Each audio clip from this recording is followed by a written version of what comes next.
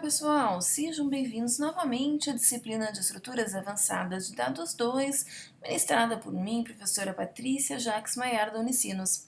Nessa videoaula 10.4, nós vamos ver como representar grafos com lista de adjacência. Nós vimos na videoaula passada que para o tipo abstrato de dados grafo existem duas principais estruturas de dados, a matriz de adjacência e a lista de adjacência. Na videoaula passada a gente viu matriz, então nessa videoaula nós vamos ver lista de adjacência. Aqui nós vemos um exemplo de um grafo. Uma lista de adjacência nada mais é uma representação, uma estrutura de dados que vai conter uma lista para cada um dos vértices, ou seja, cada vértice vai conter uma lista e essa lista vai guardar as adjacências desse vértice. Então, por exemplo, o vértice U. O vértice U está ligado aos vértices X, Y e V por arestas. Então, ele vai conter uma lista, aqui a gente está vendo U, ele vai conter uma lista e essa lista vai guardar as adjacências do U aos vértices V, X e Y, e assim por diante.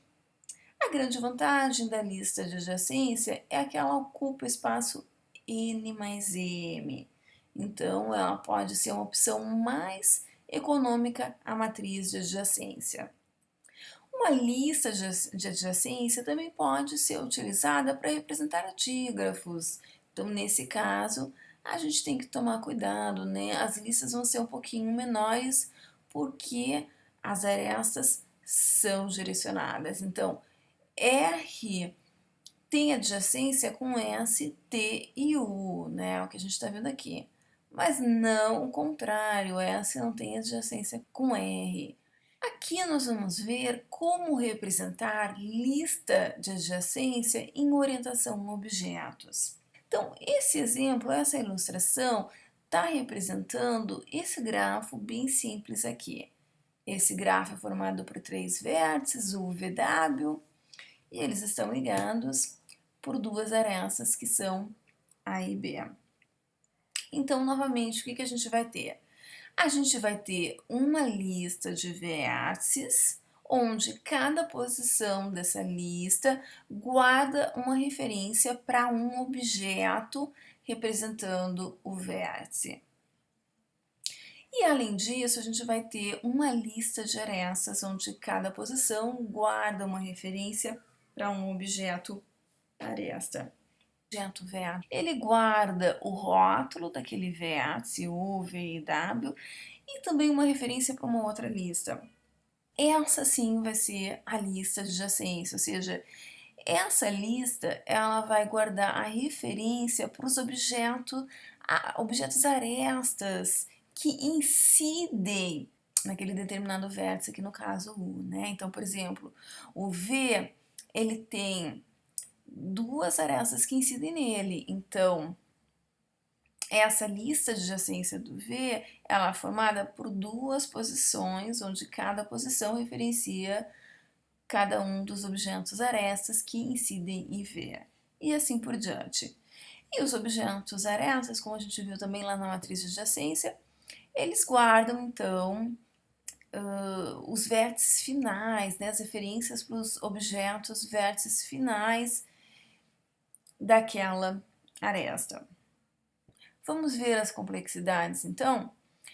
Para saber todos os vértices do grafo, a gente tem que percorrer toda a lista de vértices, então tempo O de N. Para saber todas as arestas, a gente tem que percorrer toda a lista de arestas, tempo O de M. Para saber quais são as arestas incidentes em um vértice V, então a complexidade vai ser igual ao grau do vértice, ou seja, ao número de arestas incidentes nesse vértice. Por quê? Porque esse método ele vai receber como parâmetro o próprio vértice. Vamos voltar lá na nossa ilustração, certo? Então, tendo recebido como parâmetro o próprio vértice, o que a gente faz? A gente percorre aquela lista de adjacência, aquela lista de arestas para saber quantas arestas incidem naquele vértice. Para saber qual é um vértice adjacente a um outro vértice E pela aresta E, a gente faz isso em tempo O de 1, porque a gente está recebendo aqui também como parâmetro a aresta. E daí é só ver para que outro vértice essa aresta guarda referência. E para saber os vértices finais de uma aresta E, de novo, como a gente está recebendo a própria aresta como parâmetro, a gente só tem que acessar as determinadas posições daquela aresta lá que referenciam os vértices finais daquela aresta. Então, a gente viu duas formas de representar grafos, matriz de adjacência e lista de adjacência, quando utilizar uma e quando utilizar a outra.